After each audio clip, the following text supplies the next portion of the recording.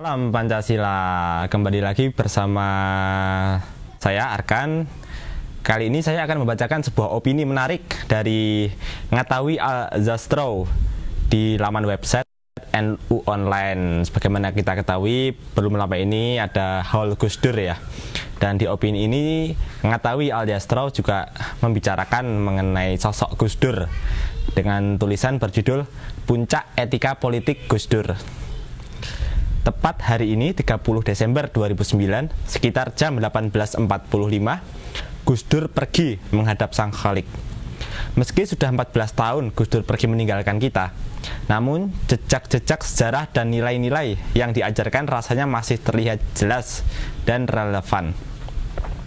Di tengah suasana politik yang penuh ketegangan seperti sekarang, etika politik Gus Dur semakin relevan untuk digali dan diteladani.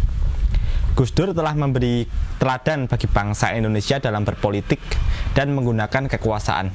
Dari Gus Dur, kita dapat belajar bagaimana memegang prinsip dan politik, dan bagaimana bertahan pada prinsip ketika dihadapkan pada pilihan-pilihan pelik dan berbagai tekanan politik. Inilah yang penulis maksud sebagai etika politik Gus Dur. Untuk melihat etika politik Gus Dur, kita perlu kembali mengingat peristiwa monumental, yaitu pemakzulan Gus Dur sebagai Presiden Republik Indonesia beserta proses yang menyertainya. Proses pemakzulan Gus Dur dimulai dari ketegangan hubungan antara Gus Dur sebagai presiden dengan para politisi di Senayan yang berkolaborasi dengan elit pejabat dan pengusaha. Ketegangan ini dipicu oleh beberapa kebijakan dan pernyataan Gus Dur yang dirasa merugikan dan membahayakan kelompok elit. Beberapa kebijakan tersebut diantaranya, Gus Dur membentuk tim gabungan pemberantasan tindak pidana korupsi melalui PP nomor 19/2000. Alasan pembentukan tim ini karena Gus Dur masih terlalu lama kalau menunggu terbentuknya KPK. Menurut Gus Dur, TGP-TPK merupakan embrio agar KPK segera dibentuk. Dengan tim ini, pemberantasan korupsi segera dapat dilakukan. Sebelumnya, Gus Dur juga mengangkat dan melantik komisioner Komisi Pemeriksa Kekayaan Pejabat Negara (KPKPN) yang merupakan realisasi dari Undang-Undang Nomor 31 Tahun 99 tentang Pemberantasan Tindak Pidana Korupsi yang dikeluarkan Presiden B.J. Habibie.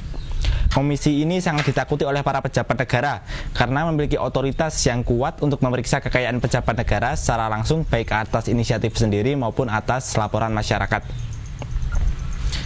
Jika ada kejanggalan atas kekayaan yang dimiliki oleh pejabat negara bisa dilaporkan dan ditindaklanjuti dengan pemeriksaan oleh KPKPN. Inilah yang membuat pelantikan komisioner KPKPN ini menjadi kontroversi karena mendapat tantangan dari beberapa pihak yang merasa posisinya terancam. Selain kebijakan yang mempersempit ruang gerak koruptor, Gus Dur juga sering membuat pernyataan yang membuat jengah para elit dan pejabat negara. Misalnya tentang penangkapan Tommy Soeharto yang diucapkan setelah sholat Jumat di Masjid Al-Munawarah Ciganjur. Juga pernyataan Gus Dur tentang Tommy Winata. Dalam suatu dialog terbuka di SCTV, Gus Dur secara terang-terangan menyebut Tommy TW sebagai pemilik bisnis judi di Kepulauan Seribu. Kemudian secara tegas, Gus Dur memerintahkan kepada Kapolri agar segera menutup dan menangkap TW. Saya mendapat laporan ada pulau di Teluk Jakarta dipakai untuk perjudian. Karena itu, saya minta kepada Kapolri untuk menutup dan mengenakan tindakan-tindakan hukum kepada para pelakunya.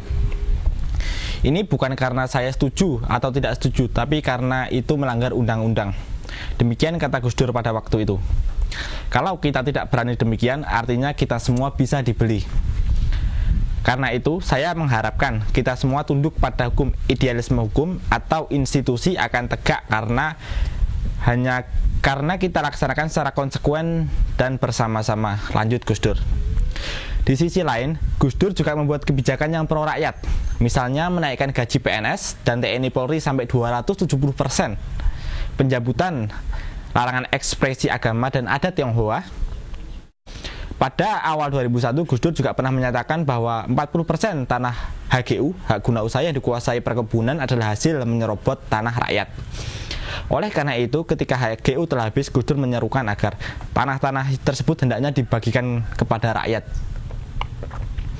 Beberapa kebijakan dan pernyataan inilah yang memantik ketegangan antara Gus Dur dengan kaum oposisi, baik parlemen maupun non-parlemen. kebijakan Gus Dur tidak hanya mengancam kepentingan sebagian elit politik, tetapi juga merugikan mereka. Kekhawatiran semakin meningkat karena Gus Dur semakin mendapat simpati dari masyarakat akibat kebijakannya yang pro rakyat. Ini sebab kaum oposisi semakin gencar melakukan tekanan dan serangan kepada Gus Dur. Sebagai respon atas berbagai kebijakan itu, maka muncul kasus Bulogate dan Brunei-Gate.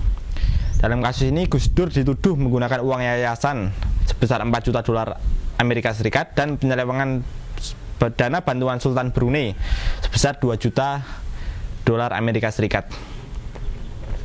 Berkat tuduhan ini, Gus Dur dianggap melanggar sumpah jabatan dan TAP MPR tentang penyelenggaraan negara yang bebas KKN. Dari sini DPR membentuk pansus untuk menyelidiki kasus tersebut. Ketegangan ini terus memuncak sehingga muncul isu pemakzulan terhadap Gus Dur. Dalam suasana politik yang makin panas, muncul inisiatif beberapa elit politik untuk melakukan kompromi politik. Mereka menawarkan sejumlah solusi alternatif kepada Gus Dur untuk menghentikan ketegangan yang ada. Namun secara tegas Gus Dur tolak kompromi politik tersebut. Di tengah ketegangan itu, penulis berkesempatan bertemu dengan Gus Dur. Pertemuan itu terjadi pada bulan Juni 2001 di rumah Jalan Irian.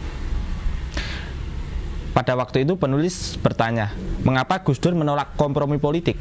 Bukankah itu cara terbaik mengakhiri konflik dan ketegangan antara presiden dan pihak oposisi? Gus Dur menjawab bahwa dia menolak kompromi politik karena isinya tidak sesuai dengan konstitusi. Isi kompromi itu mengamputasi kekuasaan dan wewenang presiden, tidak sesuai dengan amanah konstitusi. Kalau kompromi saya terima, saya tidak dapat lagi membuat kebijakan yang pro rakyat. Sebagai presiden, saya juga tidak dapat melakukan pemberantasan korupsi secara cepat karena kewenangan itu sudah diambil. Tapi katanya kalau kompromi itu diterima, posisi sampean aman, Gus. Mereka akan tetap menjaga dan menjamin sampean tetap menjadi presiden sampai akhir periode. Buat apa berkuasa kalau tidak dapat menyejahterakan rakyat? Buat apa jadi presiden kalau tidak dapat melawan koruptor? Kata Gus Dur dengan suara tinggi sambil menatap tajam menulis. Saya duduk di sini ingin memberikan manfaat yang lebih besar kepada rakyat dan bangsa Indonesia. Kalau ada yang menghalangi, akan saya lawan. Yang penting saya benar, sesuai konstitusi. Saya akan melawan meskipun saya kalah. Yang penting saya tidak salah. Demikian penjelasan Gus Dur. Pernyataan ini ternyata tidak hanya disampaikan kepada penulis tapi juga di hadapan publik. Selesai sholat Jumat di Masjid Kiai Hasan Besari Ponorogo, Gus Dur menyatakan bahwa dia menolak anggapan telah menerima kompromi politik dengan lawan politiknya. Terus terang mendengar jawaban Gus Dur, penulis hampir menangis meneteskan air mata. Di sini penulis melihat secara gamblang etika dan nilai-nilai politik Gus Dur. Beliau rela mempertaruhkan jabatan dan kekuasaan demi membela dan mempertahankan nilai dan etika politik, yaitu kemaslahatan umat dan bangsa serta negara. Bagi penulis, pernyataan Gus Dur akan saya lawan meskipun harus kalah, lebih baik kalah daripada salah, adalah puncak dari etika politik seorang Gus Dur.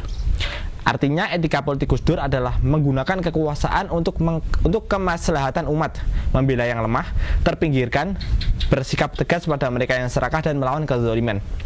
Di tengah hiruk-pikuk politik yang terjadi, etika politik Gus Dur ini menjadi penting untuk terus ditanamkan dan digaungkan sebagai energi untuk melawan perilaku politik yang mengagungkan semangat biar salah yang penting tidak kalah. Tulisan dari Ngatawi Alyastro, penulis buku Gus Dur. Siapa sih sampean? Tafsir teoritis atas tindakan dan pernyataan Gus Dur, ex-sekretaris pribadi Gus Dur. Demikian tulisan menarik dari Mas Ngatawi Alyastro. Salam Pancasila, salam Gus Durian.